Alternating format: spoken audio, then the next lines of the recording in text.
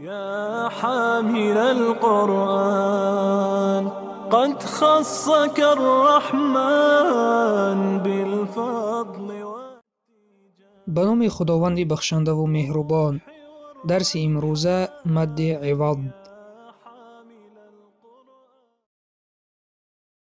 مد عوض یا به لهجه تاجیکی مد عوض. سوال: برای چی این مد را مد عوض می نامند؟ آیا یگان حرف به حرف عوض می شود؟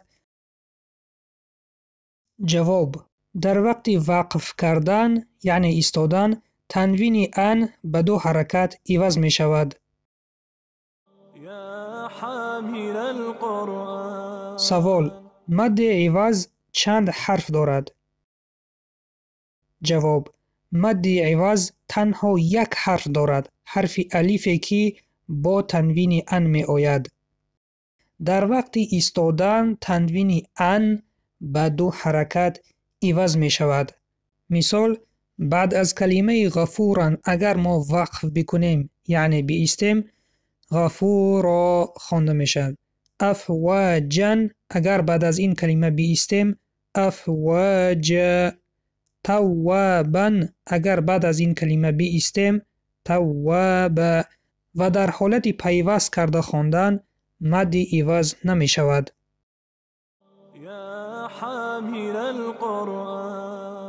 یک چیز را خاطررسان می کنیم که مد عوض تنها به تنوین ان تعلق دارد. در وقت ایستادن بعد از تنوین این و تنوین اون مد عوض نمی شود، بلکه در این حالت تنوین خوانده نمی شود. مثال: قل هو الله احد در وقت ایستادن قل هو الله احد خوانده می شود. لإیلاف قریش در وقت ایستادن لإیلاف قریش خوانده می شود. ببینید در این دو حالت تنوین اون و تنوین این در وقت ایستادن خوانده نشدند.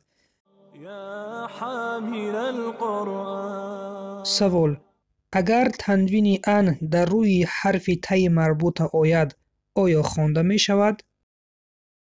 جواب: نه، خوانده نمی شود.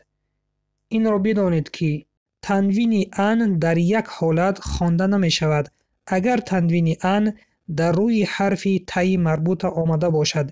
مثال: کلمه شجرتن در وقت ایستادن شجره خوانده می شود به سبب آنی که در وقت ایستادن بعد از حرف تی مربوطه به حرف ح مبدل می شود.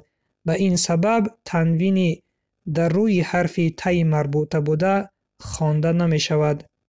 و در همه حالتهای دیگر که تنوین ان با الف می آید در وقت ایستادن به دو حرکت مبدل می شود.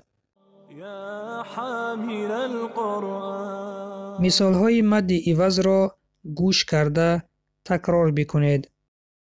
علیما علیما علیما علیما وكان الله بكل شيء عليما أحدا أحدا أحدا أحدا ماء ماء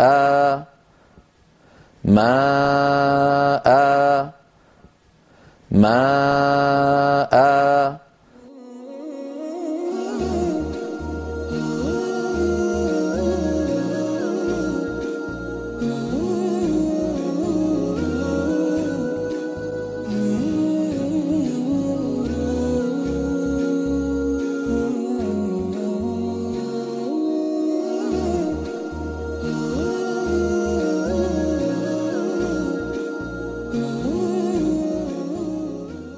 برادر و خواهر ایمانیم، این بود درس امروزه.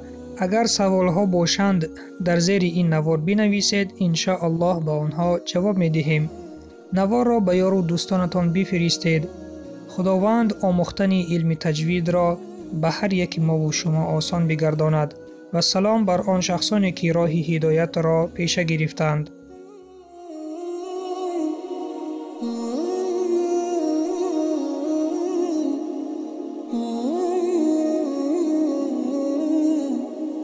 إن